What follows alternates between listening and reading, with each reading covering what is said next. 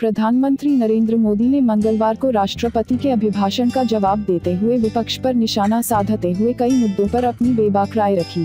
PM ने नोटबंदी मुद्दे पर भी बहुत कुछ बोला।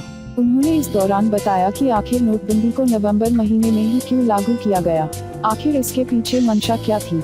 पीएम मोदी ने कहा कि नोटबंदी लागू करने के लिए नवंबर का महीना उन्होंने इसलिए चुना क्योंकि देश में साल भर में जितना कारोबार होता है उसका 50% व्यापार केवल दीपावली और उसके आसपास हो जाता है।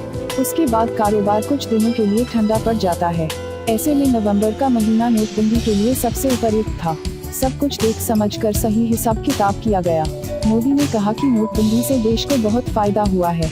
उन्होंने इस संदर्भ में मई 2014 के पहले के समय का जिक्र करते हुए कहा कि उस समय सब तरफ से बस यही आवाज आती थी, 2G में कितना गया, आकाश में हुए भ्रष्टाचार में कितना गया, जमीन पर हुए भ्रष्टाचार में कितना गया।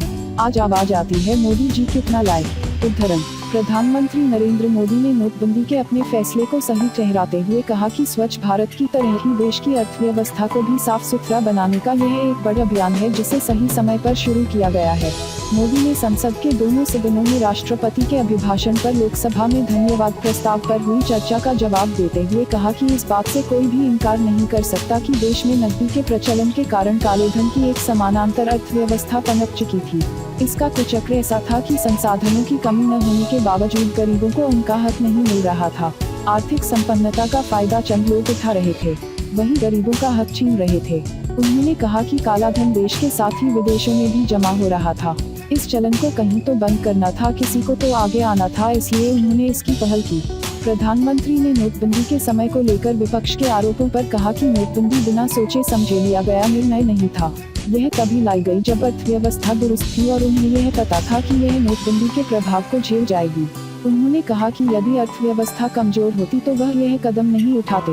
उन्होंने इस संदर्भ में डॉक्टर और मरीज का उदाहरण पेश करते हुए कहा कि कोई भी डॉक्टर तब तक ऑपरेशन के लिए तैयार नहीं होता जब तक मरीज का शरीर उसे झेलने लायक नहीं हो।